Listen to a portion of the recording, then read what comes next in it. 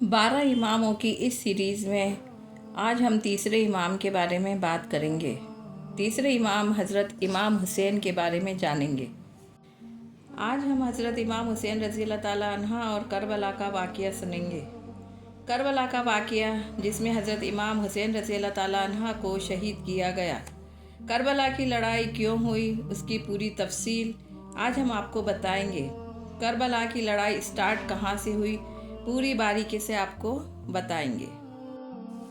حضرت امام حسین حضور اقدس صلی اللہ علیہ وسلم کے نواسے تھے اور حضرت علی رضی اللہ تعالیٰ عنہ اور حضرت فاطمہ الزہرا کے دوسرے بیٹے تھے۔ حضرت امام حسین ایک طرف نیک انسان تھے تو دوسری طرف یزید ایک بدکار اور ظالم قسم کا انسان تھا۔ یہی وجہ تھی کہ حضرت امام حسین نے یزید کی سلطنت کو قبول کرنے سے منع کر دیا تھا۔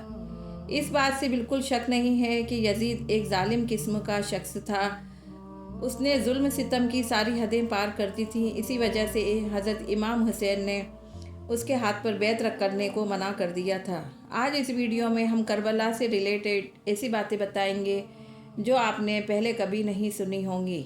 اسلام کے آخری پیغمبر حضور اقدس صلی اللہ علیہ وسلم کے اس دنیا میں ظاہری طور پر پیدا ہونے سے بھی پہلے عرب دیش میں 2 خاندانی بھائی رہا کرتے تھے، جن میں ایک کا نام تھا ہاشم اور ایک کا نام تھا امیہ۔ ہاشم کے گھر والوں کے اس دور میں اللہ کے گھر یعنی کعبہ شریف کو سنبھالنے کی ذمہ داری تھی، یعنی ہاشم کے گھر والے ہی کعبے کے سارے انتظامات کو دیکھا کرتے تھے۔ ساتھ ہی ساتھ ہاشم بہت نیک انسان تھے۔ ان کا اخلاق ایسا تھا کہ جو بھی ایک بار ان سے ملا کرتا تھا ان کے دل میں ان کے لیے محبت پیدا ہو جایا کرتی تھی۔ خانہ کعبہ کی ذمہ داریاں اور نیک انسان ہونے کی وجہ سے ہاشم کی پورے عرب میں بہت عزت تھی۔ دوسری طرف امیہ کا کردار بہت کڑک تھا۔ جو بھی ان سے ایک بار ملا کرتا تھا دوبارہ ان سے نہ ملنے کی خواہش کرتا تھا، کیونکہ ان کا اخلاق اور لوگوں سے بات کرنے کا طریقہ بہت ہی غلط تھا، اس لیے انہیں لوگ ان سے کترایا کرتے تھے، اس لیے وہ اپنے بھائی ہاشم سے جلا کرتا تھا۔ اسی لیے امیہ آئے دن ایسی بہت سی حرکتیں کرتے تھے کہ انہیں اپنے بھائی ہاشم سے بھی زیادہ عزت مل سکے، لیکن وہ کامیاب نہیں ہو پاتے تھے۔ دھیرے دھیرے امیہ اور ہاشم کے بیچ نفرت بڑھتی چلی گئی۔ اس بات میں کوئی شک نہیں کہ یہ نفرت ایک طرفہ تھی، لیکن امیہ کے دل میں نفرت اتنی خطرناک تھی کہ امیہ کے مرنے کے بعد بھی یہ قائم رہی۔ جس طرح امیہ ہاشم سے نفرت کیا کرتے تھے، اسی طرح امیہ کی آنے والی نسلیں بھی ہاشم کی نسلوں سے نفرت کرنے لگیں۔ جس طرح ہاشم کا خاندان بنو ہاشم کے نام سے مشہور ہوا، اسی طرح امیہ کا خاندان بھی آگے جا کر بنو امیہ کے نام سے مشہور ہوا تھا۔ آگے جا کر حضرت ہاشم کی چوتھی نسل میں ہی اسلام کے آخری پیغمبر حضرت محمد صلی اللہ علیہ وسلم کی پیدائش ہوئی اور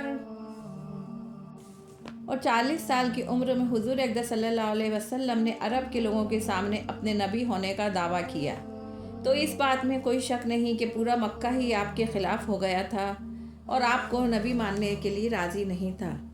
لیکن سب سے زیادہ جسے افسوس ہوا تھا وہ بنو امیہ تھا، کیونکہ بنو امیہ کو سب سے زیادہ افسوس اس بات کا تھا کہ ہماری دشمن خاندان یعنی بنو ہاشم کے خاندان میں ایک نبی کیسے پیدا ہو سکتا تھا۔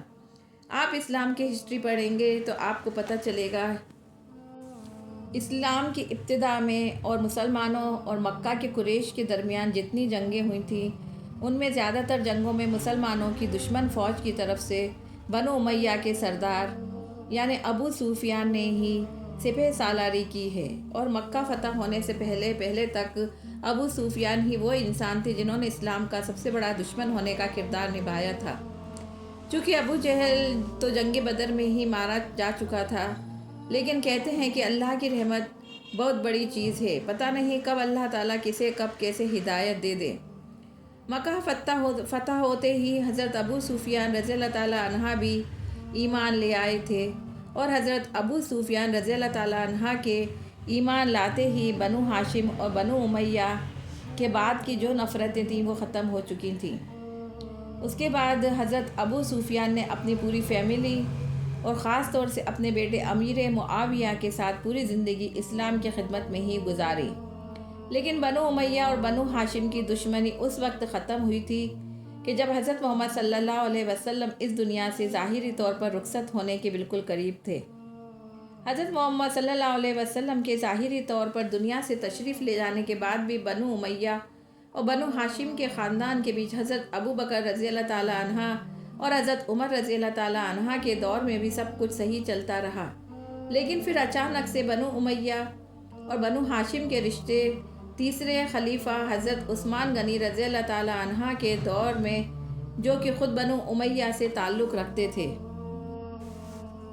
خراب ہو گئے۔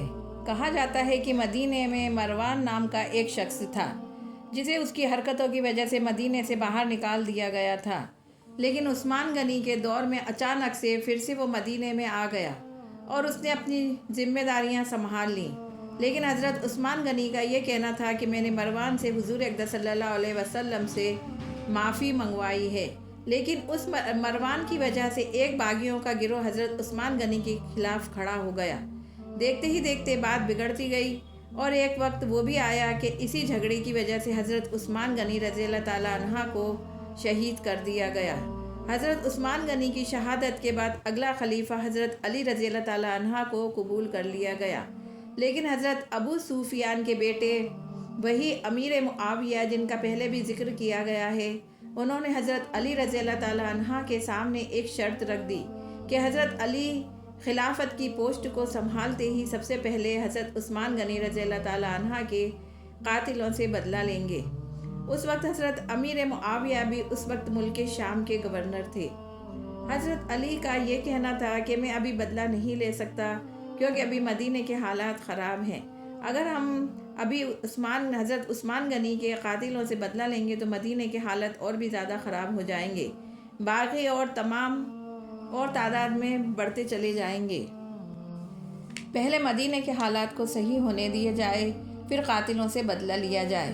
اسی بات کو لے کر حضرت علی اور حضرت معاویہ کے بیچ جھگڑا بڑھتا چلا گیا اور دونوں صحابیوں کے بیچ ہونے والے اختلاف کا فائدہ ان لوگوں کو ہوا جو منافق تھے، یعنی جو ظاہری طور پر مسلمان تھے مگر اندر سے دشمن تھے۔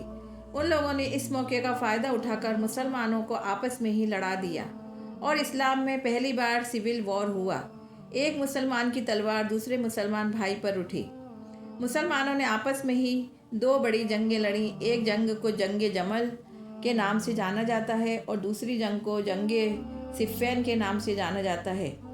حضرت علی اپنی خلافت کے دور میں اندرونی لڑائیوں کو سلجھانے میں بزی رہے، اسی میں ہی حضرت علی کی شہادت بھی ہو گئی۔ حضرت علی کے فوراً بعد آپ کے بیٹے یعنی حضرت حسن رضی اللہ تعالیٰ عنہ نے آپ کی پوزیشن کو سنبھال لیا تھا، لیکن پھر 6 مہینے بعد حضرت حسن نے یہ کہہ کر خلافت کو چھوڑ دیا کہ میں اپنے مسلمان بھائیوں کے درمیان جھگڑا کرانے کی وجہ نہیں بن سکتا۔ حضرت امام حسین کے بڑے بھائی حضرت امام حسن نے حضرت معاویہ سے صلح کر لی۔ اس کے بعد حضرت امیر معاویہ کے پاس پوری مسلم دنیا کی سلطنت آ چکی تھی، لیکن حضرت امیر معاویہ ایک نیک انسان تھے، اس لیے ان کی خلافت سے کسی کو کوئی دقت نہیں تھی۔ لیکن جب حضرت معاویہ کی موت کے بعد ان کا بیٹا یزید تخت پر بیٹھا تو پورے مسلم قوم میں ایک طوفان آ گیا، کیونکہ یزید خلافت کے لائق ہی نہیں تھا۔ یزید ہر وہ کام کیا کرتا تھا جو اسلامی قانون کے خلاف تھا، کوئی اسے شرابی کہتا تھا، کوئی زناکار کہتا تھا، یعنی وہ خلافت کے لائق ہی نہیں تھا۔ حضرت امام حسین نے یزید کی مخالفت کی، لاکھ دباؤ میں آنے کے بعد بھی یزید کی بیعت کو قبول نہیں کیا تھا اور اسی اختلاف کی وجہ سے آگے جا کر کربلا کا واقعہ پیش آیا تھا۔ ویڈیو کے سیکنڈ پارٹ میں ہم آپ کو بتائیں گے کہ کربلا میں کیا کیا ہوا تھا۔